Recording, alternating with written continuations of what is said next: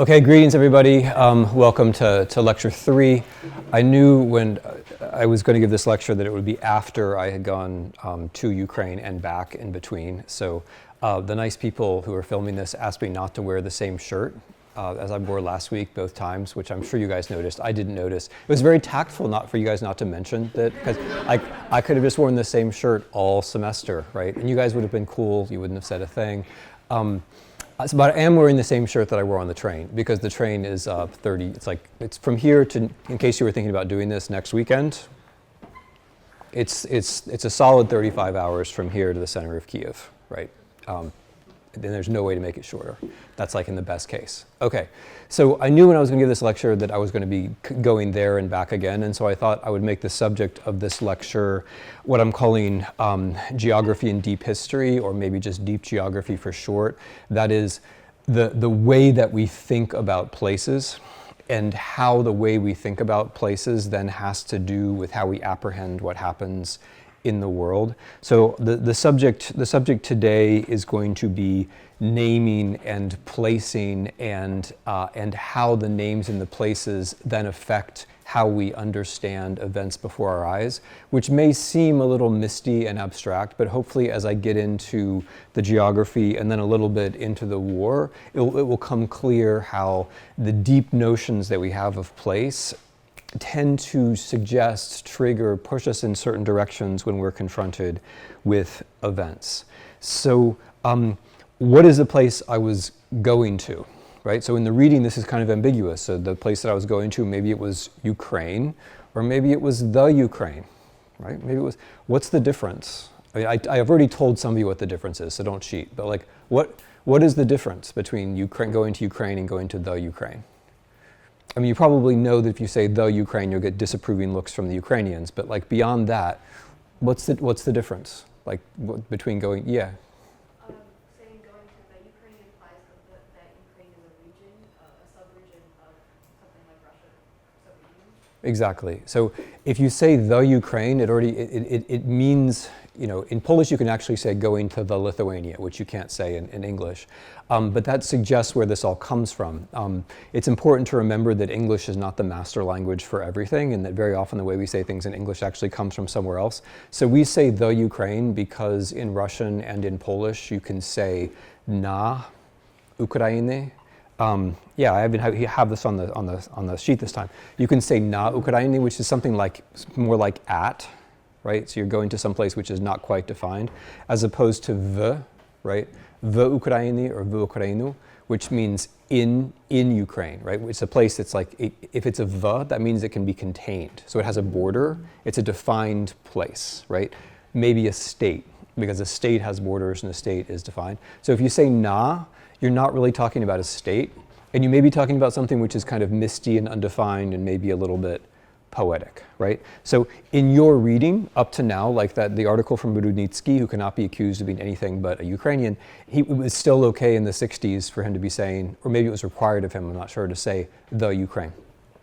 And while we're on the subject of, okay, so is that clear, the and the na? So it's very important if you're speaking Polish or Ukrainian or Russian, right? And so, and the Poles, it's interesting, the Poles all switched over in the early 90s, right? They switched over. It's when I learned to speak Polish, you were supposed to say na Litvia, but now people say, that means sort of at Lithuania, but now people say the Litvia, meaning in the state of Lithuania.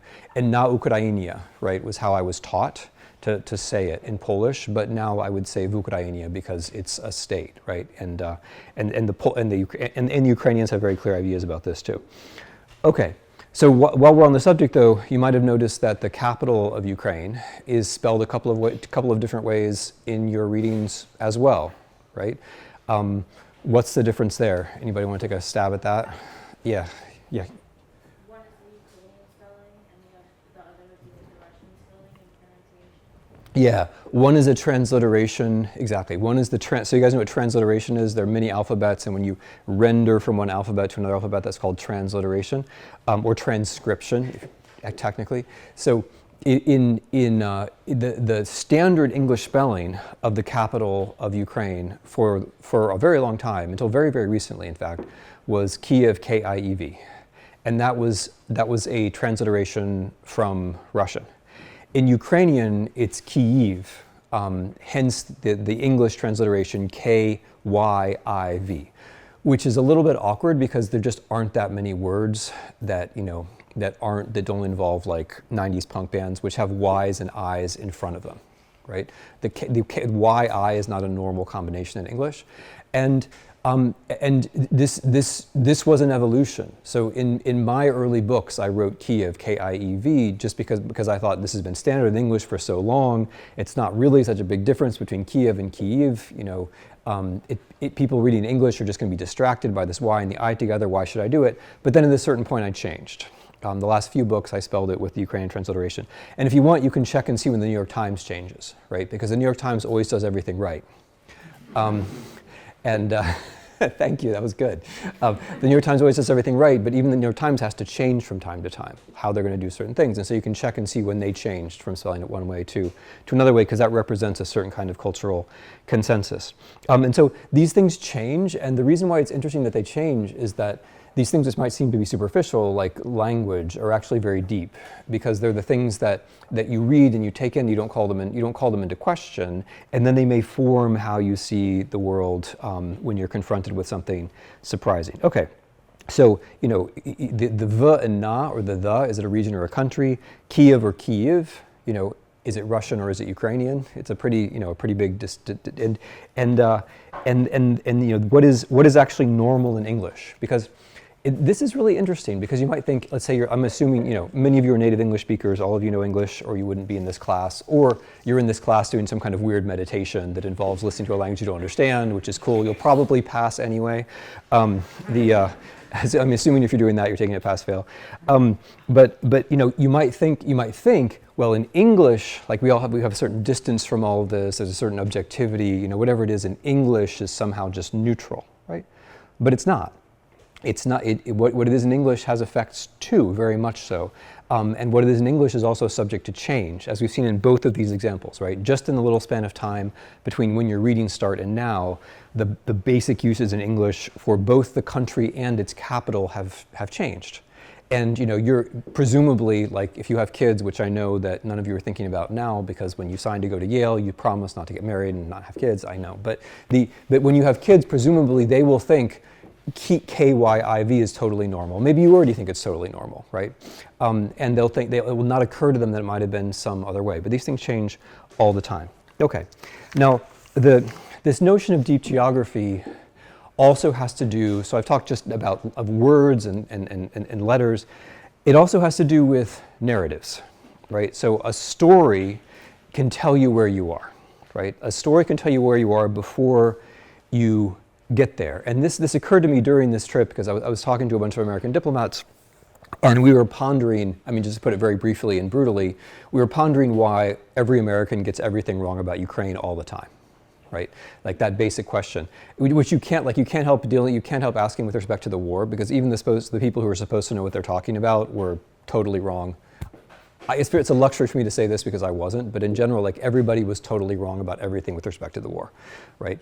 The Ukrainians are going to lose after 3 days. Okay, they can't possibly fight back. They're going to lose. It's a stalemate. Blah blah blah. Everything that the consensus has said in the U.S. has been wrong the whole time, and you can't kind of say, well, this is just a matter of like lack of military analysis or whatever. No, there's something else deeper going on, and we were sort of trying to ponder that together, and I think it has to do with the deep narrative that everyone is taught. Because the deep narrative that everyone is taught, all these diplomats were taught it too. Everybody who studied East Europe, almost everybody, not in this class, but almost everyone who studied East European history in the US has the narrative which says there was Kiev, and then, from Kiev, somehow there was Moscow, there was some kind of transfer, and the thing in Moscow is the same state as the thing in Kiev, even though that, I'm not going to say even those, I'm just going to try to tell the narrative. The thing in Moscow somehow inherited the traditions of the thing in Kiev, and therefore the thing in Moscow fulfilled itself when it actually incorporated Kiev in the late 17th century. That was somehow natural, that's part of the destiny of this place. And it's normal that Moscow and Kiev will be together forever. And in some way, it's all Russia. It's all Russia. So I didn't do a good job with that narrative because, frankly, that's not what I'm being. That's not my job here to do a good job with that narrative. But that's the basic narrative, right? But the point is that everybody who has ever studied this has that narrative, and if you have that narrative, then it makes you think that Russia's a real place.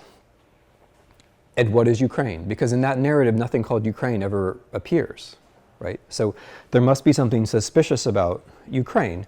It must be somehow invented or somehow marginal or somehow provincial or in some way questionable. Whereas nobody ever questions Russia, right? No one ever, is that wrong? No one ever questions that Russia is a real place. No one ever questioned the Soviet Union was a real place either, and then like one day it ceased to exist, right? No one ever questions that Russia is a real place. There's a non-zero chance that the Russian Federation, as we know it, will cease to exist. In fact, there's a 100% chance there's a 100% chance the Russian Federation will cease to exist. All states that have ever existed have ceased to exist, right? There's also a 100% chance the United States of America will cease to exist. Probably not before you graduate, don't worry, but unless you're a freshman, in which case, I'm not so sure. But all states cease to exist, right? So any narrative about how something's going to be around forever is obviously going to be wrong. But my point here is that as I was sitting with my fellow Americans and thinking this over, it kind of seemed clear that the reason why Americans, people generally, have trouble imagining that Russia could lose this war to Ukraine has something to do with the fact that Ukraine isn't quite real in their minds, and Russia is, and they wouldn't say that directly, but the narrative which you're taught when you're younger is going to be there for you always, right? We live in time in one direction. Our history education happens in only one direction, and the things that get in first tend to stay, right? Now, we don't have to spend a lot of time challenging that narrative. That's not really the point here. The point though is that just if this is your deep geography, that this was always Russia, and then if it wasn't Russia, that was some kind of divergence, right? If that's the way you see it, then naturally your brain, when you get to thinking about the war, of course you're going to think Russia's going to win, because this was always Russia, and Ukraine is some kind of exception. Yeah, do you have a question? Oh, sorry, okay. Always is a very powerful word, but it's also a very comfortable word. We really like always. We really like for things to have a kind of durability, continuity. We like for there to be something in the world where we know its shape, and we know its shape is permanent. And it is a little disturbing when it turns out that none of these things that we think are permanent actually are. Right? That's a little disturbing. And so Russia has made it into the level, I think it's fair to say, you can correct me, I realize you guys are young, you're from a different century and all that, but Russia has made it into the realm of the kind of calmly permanent, right? It's up there with, I don't know what, Star Trek, hydrogen, it's like things that have always been there, right? Whereas Ukraine has not. For whether that's fair or not, it's probably unfair, but I think that's the case, and we just don't like it when something which is always is called into question. Always is very comforting, and of course, Russia itself, that word Russia, in a deep geography, it's not clear where the borders of that Russia are. During this war, there's been a lot of really quite, let's call it ambitious Russian propaganda. They're now plakati. What do we call plakat? No, wrong. Billboards. They're now billboards. That's true, but billboards. You got points for speed though, both of you. And it wasn't wrong. I was just thinking of a different billboards. Now billboards in Russia which say Russia has no borders, which is one way to think about it, right? No borders at all, but. But my point is that when we think of Russia, we could be thinking of the Soviet Union, we could be thinking of the Russian Empire, we could be thinking of a lot of different things with very different borders. And since the borders change, it's a big place, we're not surprised to learn that a lot of things are Russia, right? A lot of things turn out to be Russia. Okay, so you get my point. There is a reason why basically everybody except the military historians kept saying Ukraine is going to lose. And one of the puzzles of this class, if you want, is to think about why that is, right? Why would everyone be wrong? And the suggestion that I'm making is that this thing that I'm calling deep geography has something to do with it, with the words, the spellings, the narratives that indicate to us what is real and what is not real before we get into the empirical world. Because as I suggested before, if you read, there aren't that many military historians left, but if you read them, and they're boring threads about logistics and all this stuff, they don't know anything about Russia or Ukraine, but they know where the rivers are and they know where the bridges are and so on. And they've done a much, much better job than the people who are supposed to be Russia specialists. Why is that, right? Like, why is it that not knowing anything about Russia seems to be an advantage in predicting who's going to win this war? And you see what I'm trying to suggest, that if what you know about Russia has this kind of metaphysical underlay, which is actually then pushing the empirical evidence around, that's going to be a problem for you. So basically what I've done so far, yeah, go for it. Is there something distinctive about America that makes our narrative wrong? Like, is there a different European, because of the proximity to the area, that would make their... Well, in Poland there is, yeah. in Poland there is, like, if you're, like, all this sort of stuff that I'm calling anti-colonial and so on, like the Poles and the Ukrainians have been making these arguments for a long time. But as soon as you get west of Poland, no, it's the same story dominates. The Kiev and Rus somehow becomes Moscow, it's somehow all the same place. When Moscow takes over Ukraine in the 17th century or in the 18th century, that's somehow a fulfillment, even though Kiev and Moscow have been apart for 500 years, even though Kiev has never been ruled by Moscow before, somehow that's a natural fulfillment of history. 500 years is a long time, by the way. But that basic story is dominant in Germany and France, and in England. It's not just us. It's a story, okay, I'll get to why it's an ironic story. So what I've been doing so far is I've been making a case for how important literary history actually is, like how important culture actually is, and how important cultural critique can be, like being aware of the narratives and the words and so on can help you to understand the politics, or being aware of the culture can help you understand political judgments.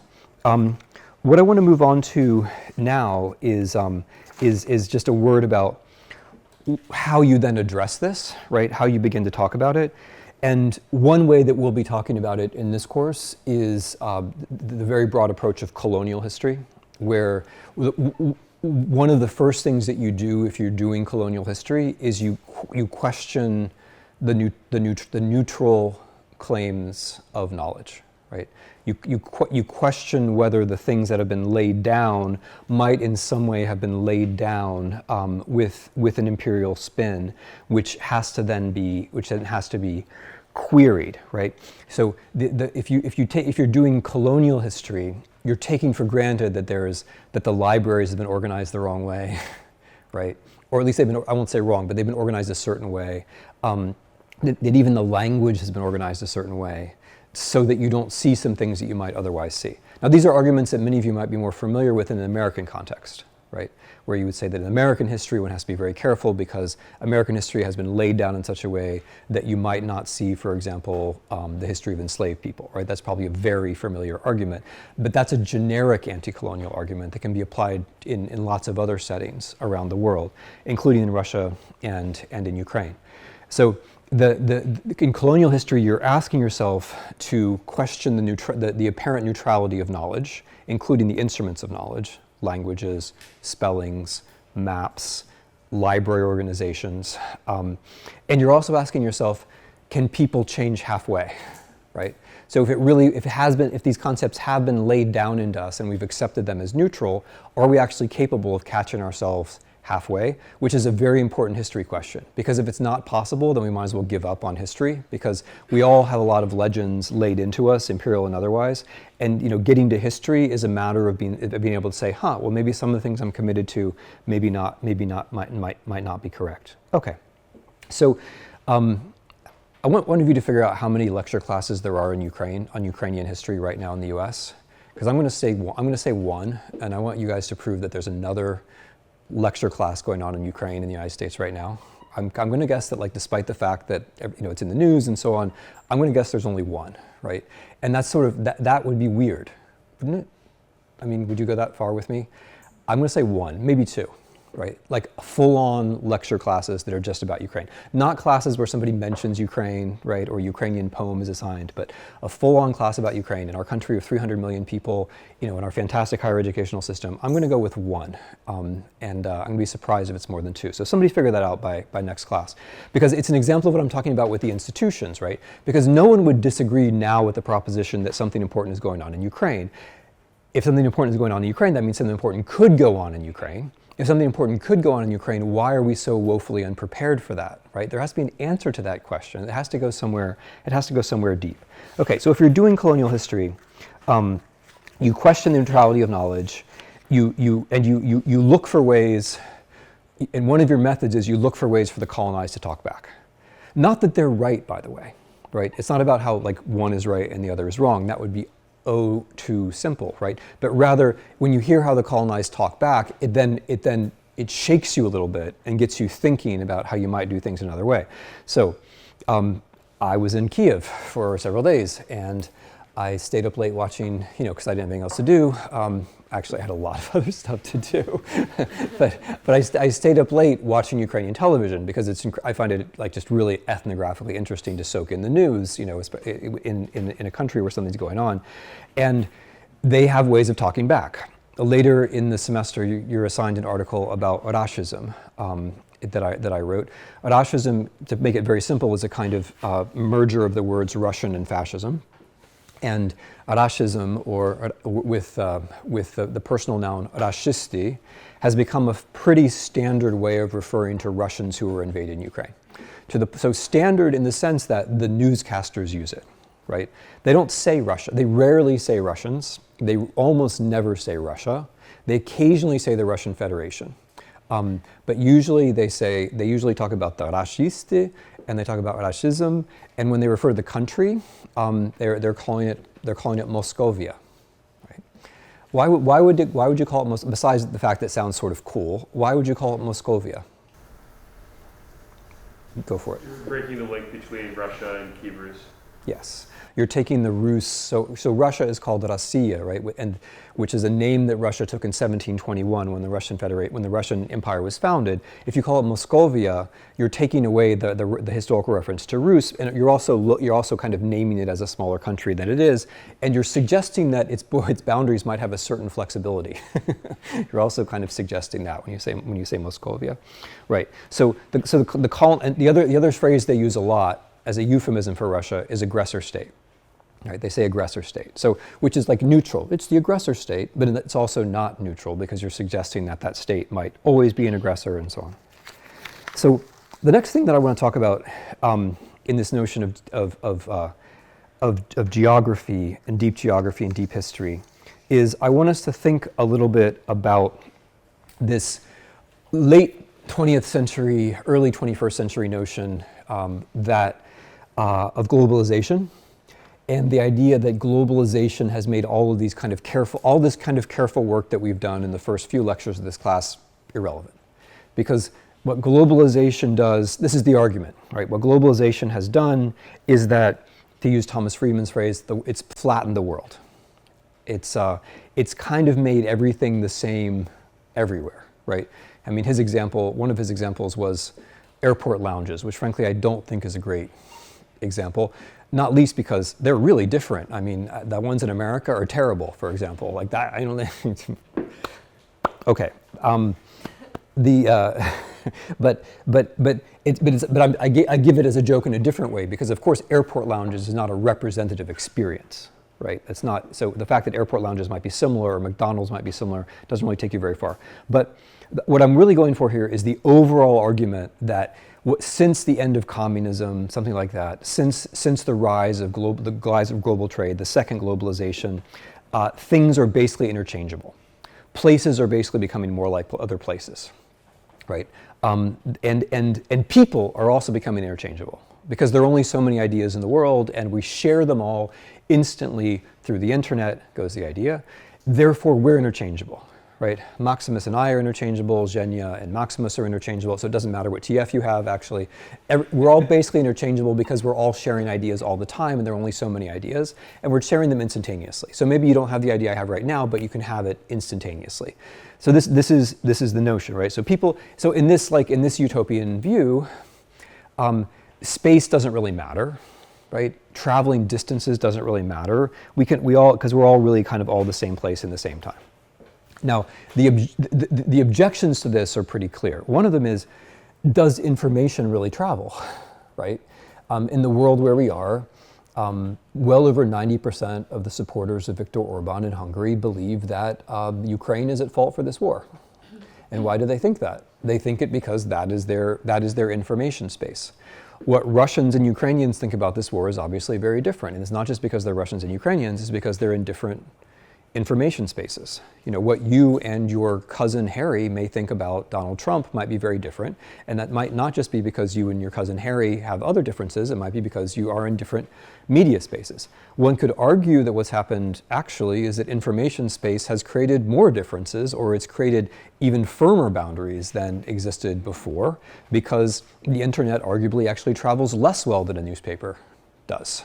If I can print the same newspaper all over the world, as used to be the case, then I may be actually doing better than I'm doing if I'm the Washington Post and I can't get my stuff out in China today, right?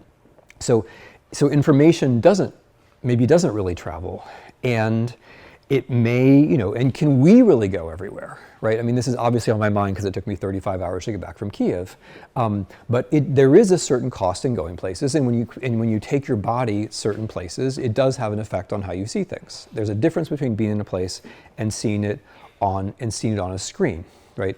If you go somewhere and and that involves passports and changing the gauge of a railway, or it involves going through checkpoints, that is different from just clicking on a picture to another picture to another picture, right? It changes the person. By the way, one of the things I found really interesting on the checkpoints, it has to do with this overall question of language and where you are, and how language suggests where you are. The Ukrainian soldiers generally still speak Russian. That's not really a big secret. But at the checkpoints, if you're at a checkpoint, the way they greet you is they hit you with a really flowery, friendly Ukrainian, right? And as long as you can hit them back with a really flowery, friendly Ukrainian, you're basically through the checkpoint, right? Because there just aren't that many Russians, who can do that. So you show your document, but the language itself is the first checkpoint, which is kind of interesting. But where I want to really go with this is that in historical terms, it really does seem to matter how far people get at certain times. There really do seem to be historical turning points where non-interchangeable people get or don't get to very special places, and that it seems to matter. The big classic example that we'll get to in about a week in our part of the world is the Mongol invasion of Europe, right? The Mongol invasion of Europe, well, when did the Mongols reach Paris?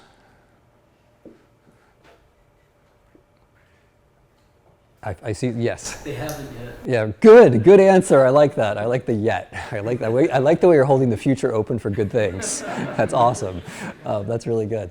So yeah, so in the late 1230s, early 1240s, the Mongols aren't defeated by anybody, right? The Batu Khan is not defeated by anybody.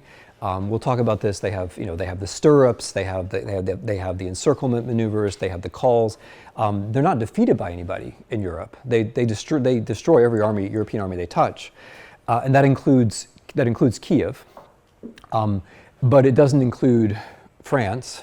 Not because they couldn't have done it, but because at a certain point the Batu Khan has to go back for a succession issue, right? Because the main Khan has died, and so. But if the Batu Khan gets to Paris, I mean, arguably, no Renaissance, no age of exploration. Probably some other part of the world carries out the age of exploration, not the Europeans, and it's a very, very, very different world, right? And that's just a matter of one person dying. If one person had died a year later, we're probably looking at an extremely different world. Not to say that the moment where we're in is quite comparable to that, but it does strike me as being significant that and of course you can't help but think about this when you're standing in the middle of Kiev, but it seems quite significant that Russian soldiers do or don't get to Kiev in February of 2022. And it's really close. It's really close. The Russians land in the Hostomel airfield, and their plan is to land there, drop the paratroopers, drop the special forces, go in, gather up the elite, kidnap them, probably exterminate them, and that's part of the plan to take over the city. And they get to Hostomel, which is only about 35 kilometers, 20 miles from the center of Kiev. They get that far on the first day of the war. They get that far. But the Ukrainians stop them. There's a terrible battle around Hostomel, and it goes on, but the Ukrainians stop them. Bucha, which you've probably heard of because of the atrocities, and I saw Bucha very briefly too. And it was also kind of interesting because the air raid sirens went off in Bucha, and I was with a Ukrainian general, and he was like, well, we can always go to the basement of the church if anything actually happens. The Bucha is basically a bedroom community. It's like 28 kilometers from Kiev. It's a suburb. Irpin, where so many buildings are destroyed, it's like a beautiful parked. It's a really nice place. You might want to, if you were like going up in the world and you want to have a nice place and drive, commute, right? The American dream. If you wanted to do that, Irpin would be a wonderful place to go. Now it's all shot up, and there's a huge pile of burned cars, and building after building was destroyed by Russian tanks as they were retreating. That's like 20 kilometers from Kiev, right? And it's the same is true going the other direction across the Dnipro towards Chernihiv. The Russians got very, very, very close to Kiev, but they didn't get to Kiev, right? They didn't get that little difference, right? Those last 15 miles of physical geography would seem to make a huge difference. And the way people react to the war also has a great deal to do with how they understand the geography around them. So, for example, time after time after time, people who lived in Kiev or other cities would say, well, when the war started, I should go to the villages. I should go to the suburbs, right? That's a natural thought. Like they're going to get to Kiev, I should go to my dacha. I should go to my grandmother's. I should go to my second house. But it was the villages actually that took the punishment, like time and time again. People from Kiev went to Bucha and Irpin because they thought Bucha and Irpin would be safer than Kiev, which turned out not to be true.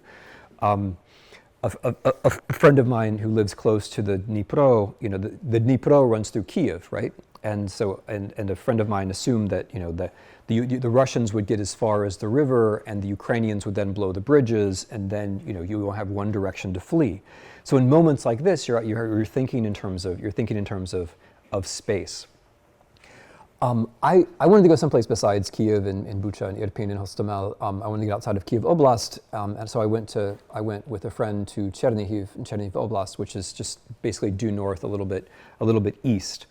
Chernihiv is a fascinating city. We're going to return to it.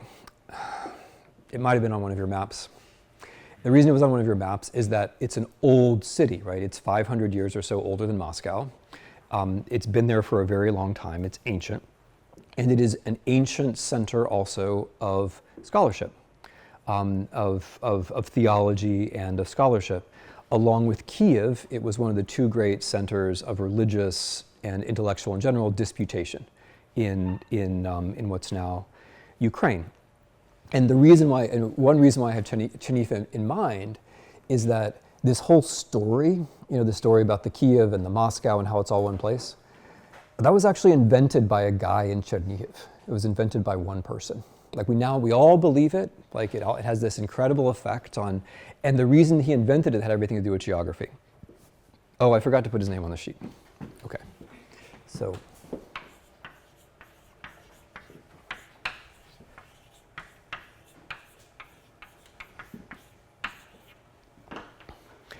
So in the Cossack Wars of the 17th century, which don't worry, we'll get to. In the Cossack Wars of the 17th century, at the end of it, there's basically a stalemate between Poland, the Polish-Lithuanian Commonwealth, and Moscow. And the stalemate is codified in the Treaty of Andrusovo in 1667. And according to that treaty, the territory on the east of the Dnipro was going to be Russia, and west of the Dnipro was going to be Poland. It was a little unclear what that meant for Kiev, because Kiev was on both sides, but eventually Kiev ended up being being under control of Moscow.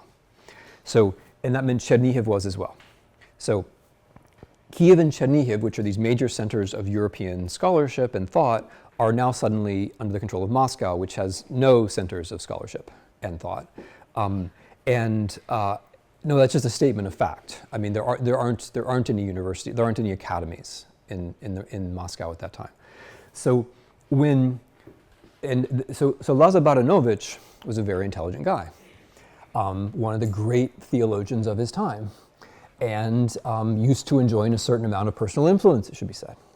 And when Chernihiv and Kiev fall under Moscow, he makes a play. And see if you could think of a play which is as good as this play. He says to the fellow Orthodox clergy in Moscow, he says, you know what? We're actually all one country. And the history of your country, that one in Moscow, it actually begins in Kiev. And this was news to the people in Moscow. This had not occurred to them. This was not their story of themselves at the time. But Baranovich said, your history actually starts with Kiev. And of course, why does he say that? Because that makes Kiev really important, right? Because so suddenly, Ukraine and Kiev and Chernihiv are not just places that got conquered by Moscow. It turns out they're the beginning of the history of Moscow. And that dignifies him, and it dignifies his collegium, his school. It dignifies Chernihiv, it dignifies Kiev, right? That seems like a pretty good play. And it worked. For a while, it worked. But then imagine what happens next, right? What happens next is that eventually the Russian clerics take over the story on their own, and they say, yes, okay, that's true, but after a couple generations, they pick up all the tricks that the Ukrainians use to argue. They learn the languages too. They start reading the Western religious literature themselves. They learn about theology and disputation. And so they take the argument and they make it their own. And then by the 18th century, it becomes a secular argument, no longer a religious argument, but a secular argument. When the Russian Empire is formed in 1721, it's called the Russian Empire for this reason, right? And then when Russia invents a secular history of itself in the 19th century, it's this story, right? But this story happened because of this guy, who, if he drowned under his horse, or as people tended to do at the time, right? If something had happened to him on the way to writing that letter, maybe that story would never have arisen, right? And then maybe we would all have analyzed this war a little bit better than we did.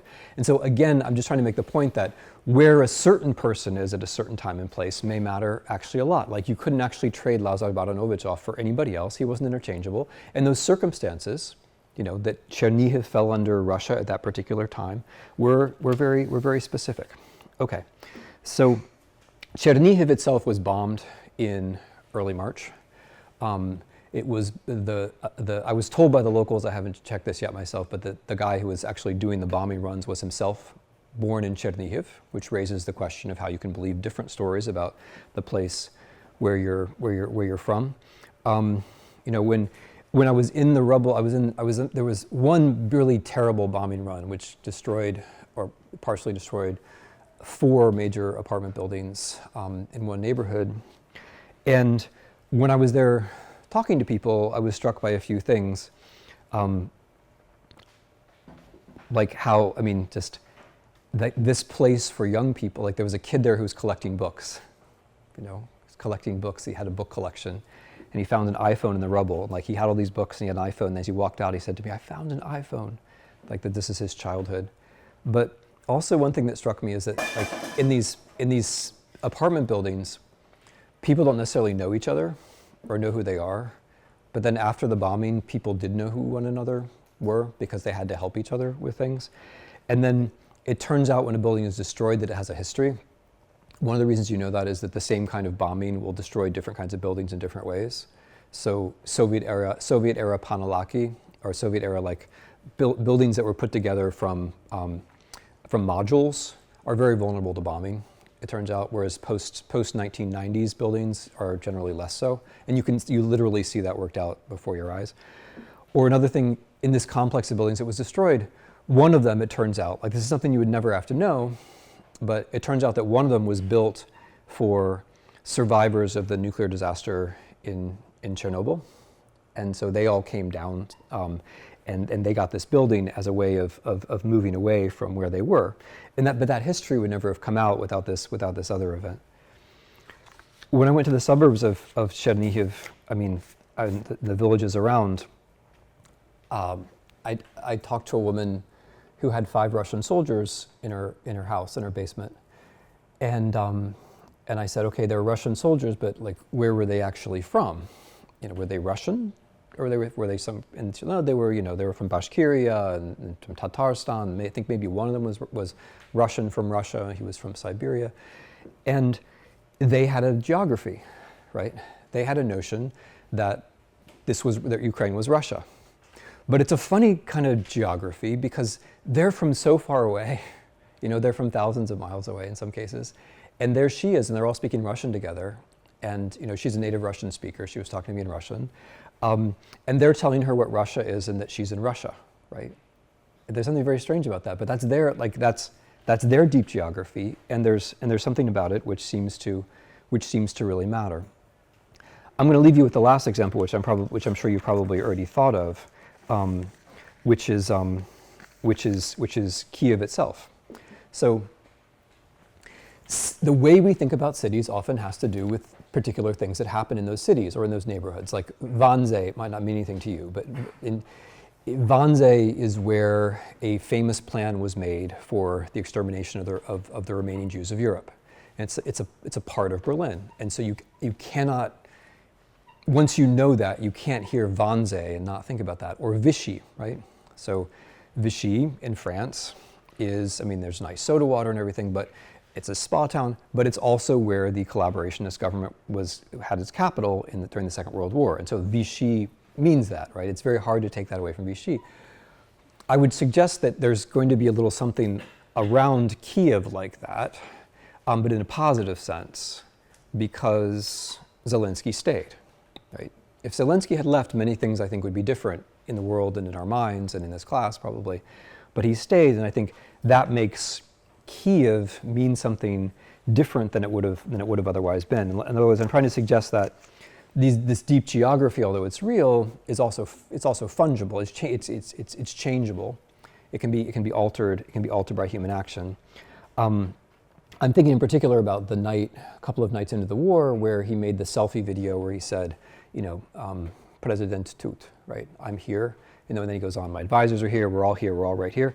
And he was countering Russian propaganda, which has said he had fled. That's part of it.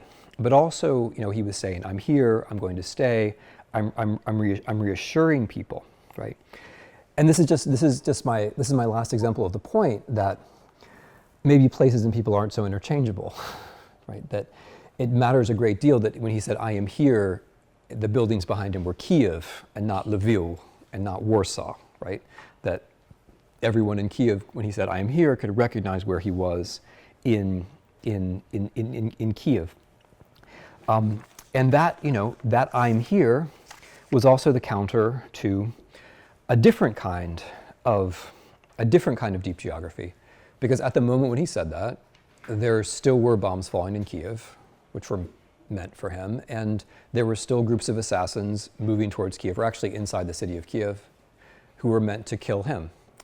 And they were operating under a different deep geography, deep geography which goes something like this.